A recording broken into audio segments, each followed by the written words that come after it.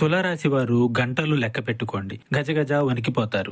ఆదాయ మార్గం విషయంలో కావచ్చు, సంఘంలో పేరు గౌరవం విషయంలో కావచ్చు, వృత్తి వ్యాపార ఉద్యోగ విషయాల్లో కావచ్చు. ఇప్పటి వరకు పొందిన అవమానాల కన్నా ఇదే అతిపెద్ద అవమానము. కాలం గడిచిన కొద్దీ మీకు తగిలిన దెబ్బలన్నీ మర్చిపోయారు, కానీ ఇప్పుడు తగిలే ఈ దెబ్బ మీకు ఒక స్త్రీ వల్ల తగలబోతుంది. ఇప్పటి వరకు తెలిసో తెలియకో ఎన్నో తప్పులు చేశారు, అప్పుడు కూడా మీరు ఇన్ని అవమానాలు పొందలేదు.